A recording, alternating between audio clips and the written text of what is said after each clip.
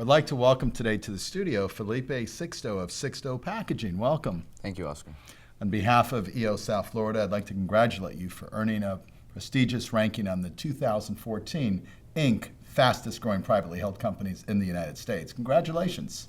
Thank you again. So tell us a little bit about Sixto Packaging. Well, Sixto Packaging is a family-owned and operated flexible packaging manufacturer. We're based out of Opa-locka, Florida, which, for those that don't know, it's near Miami. We've been in business for over 45 years. We print, we laminate, we make flexible packaging of all sorts for sectors as diverse as coffee to produce to pet foods to medical packaging. So it's pretty diverse stuff. Interesting. What's unique about your business? What's unique is the very fact that we are a family-owned company. We're a relatively small company in an industry that's dominated by large corporations that mergers and acquisitions and so on. They become these giants which kind of try and take over, and then they push their customers around. And we're a little different. We're very service-oriented. We try and treat every customer like a family, like a member of the family. We have quick lead times, attractive pricing, and quality products. Having a family dynamic, does that offer, sometimes there's challenges with that in business. How does that work in your company? There's always challenges, when executive decisions need to be made, there's always good debate, but you get that in every, as long as you have respect for one another, you really can make your decisions. We all have the same goals. What's unique about a family business of this nature is you really worry when something messes up, because it's food off your table every time you make a mistake in the manufacturing process. So we take our job very serious. It's not a 9-to-5 job, it's a lifetime. That's very interesting. Do you have key partnerships in your business? We do. We have strategic partnerships with suppliers, even with customers, believe it or not. It's a way to help grow a business. Very often, and for years, for probably 35 years, the way we got our business was through our customers. Word of mouth was very important, referrals, and just creating those long-lasting bonds. How has technology changed your business? Technology is key to our industry. When we first started this company, we were making paper bags on all mechanical machines. Nowadays, servo motors dominate the whole conversion process, and on the print, right now we're still doing flexographic printing, but 10 years from now we might be having a different conversation with the emergence of digital printing. So it's key. It's key to our business. So other than the introduction of digital printing, is there anything else that you think might change dramatically for you in your industry in the next 5 or 10 years? Well, there's always innovations. Right now we're working very closely with a strategic partner, trying to develop specific innovations using lasers. Lasers to create microwave packaging for fresh produce or special score marks to help tear pouches, to even tailoring oxygen transmission rates in plastics so that you could have longer shelf lives of meats, cheeses, fresh produce. So absolutely, there's definitely more technology. In 1999, we invested in new technology, which was solventless lamination. We are one of the smallest companies in the nation that are able to laminate aluminum foil. We did that because we were driven, being a Hispanic-based company in Miami, where the Hispanic coffee market emerged in the 60s. We grew alongside our customers, and we were almost forced to learn to laminate aluminum foil, and that's been key. So as technology has improved throughout the years, we've had to modify our production and continuously invest in equipment and in that technology. Interesting. Being one of the fastest growing privately held companies in the country, what problems does that bring along with all the good stuff that happens? Absolutely. Again, I think it happens to any company that's growing. The number one problem is cash flow, growing pains. I mean, you really have to be careful not to overextend your staff, overextend your bank account, overextend your credit lines. And we, the majority of our financing is self-financing. But SBA has been key to helping us out. Our local banks, which I'll shout out to Total Bank, has been excellent in helping us grow our business. But those are two main concerns. Right now, we're struggling as a company to decide, being a family-owned company, how do we implement longer shifts? We've for a long time we were a one-shift company. Now we're a shift and 3/4. How do we start implementing a second shift and eventually a 24-hour operation? There comes personal decisions that we have to make. Who of the member of the family is going to stay behind, or do you start trusting outside employees? So there is a dynamic as you grow, as you change the way you run your company. The larger you get, you almost have to lose a little bit of that, of those, the way we run things, without losing our family values and our family way of running the business. Do you think that, especially because this is a family business, that the growth of the company could perhaps outpace the abilities of family members?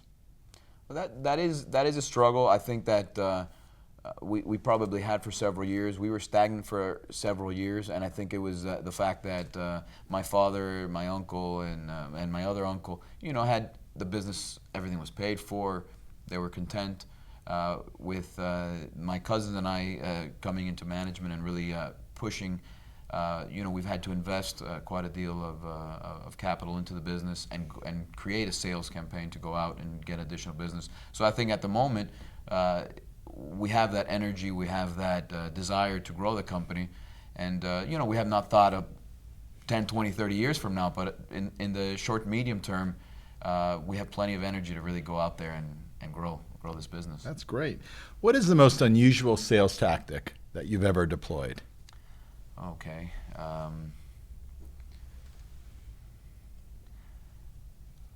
don't know. The majority of my sales tax is old-fashioned, cold calling, walking shows, getting on the internet and finding companies and visiting them, sometimes without appointments, and breaking down that door, that barrier.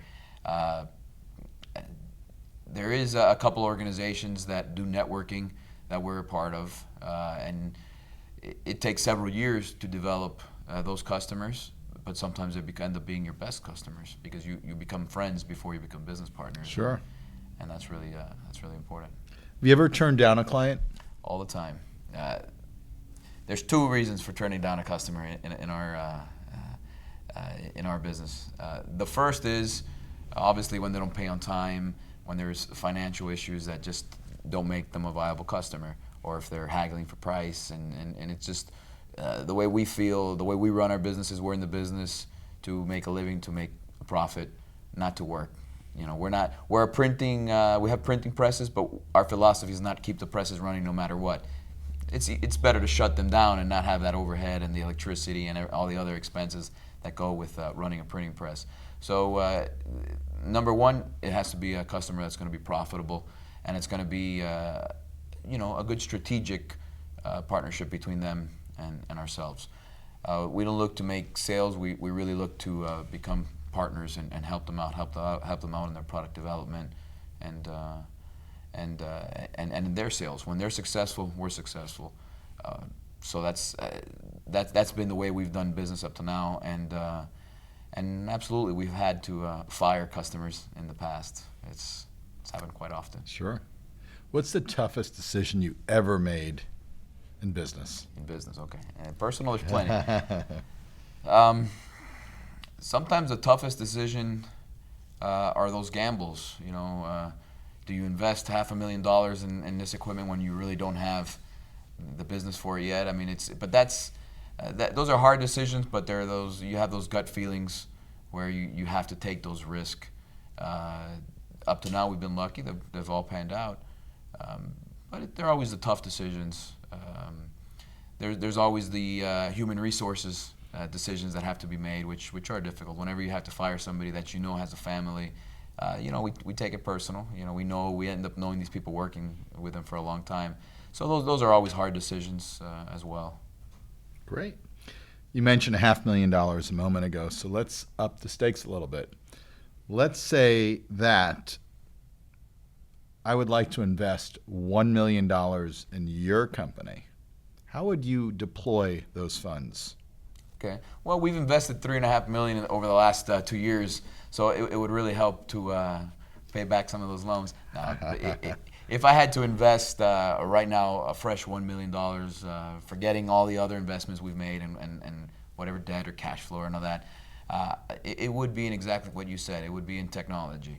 It would be looking at seriously looking into digital presses, into laser converting apparatuses, because I believe they are the future.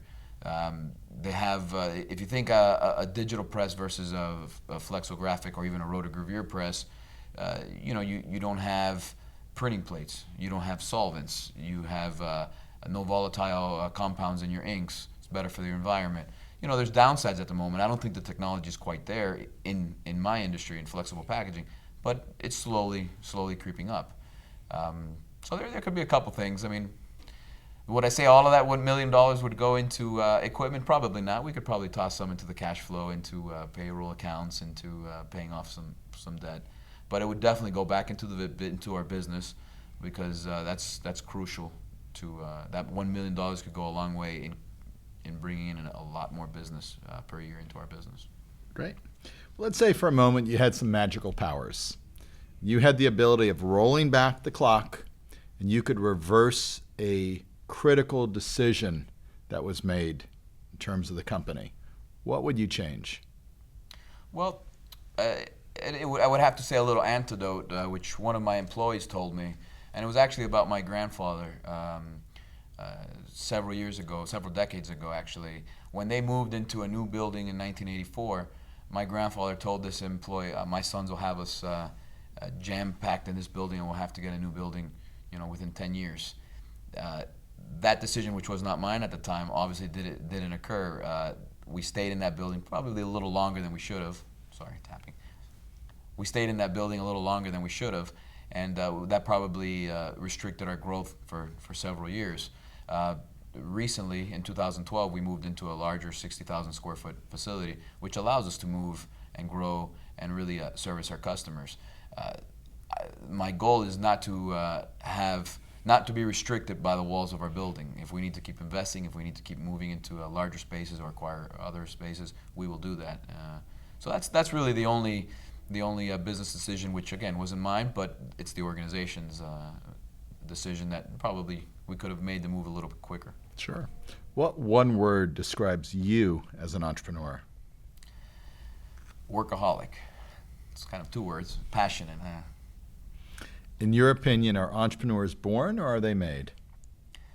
I think entrepreneurs are made, but they have to have specific characteristics as human beings. I think those same characteristics are evident in many of our leaders, whether it's in religion or politics or sports organizations or whatever. I think you need to be a leader to be an entrepreneur. You have to take risk. You have to have values and ethics and that drive to never give up. I mean, how many people do we know failed in their first business or second business or third business and never give up? And it's like that in our personal lives. Things go up, things go down. I've had my own ups and downs that brought me back into this business, not back into this business.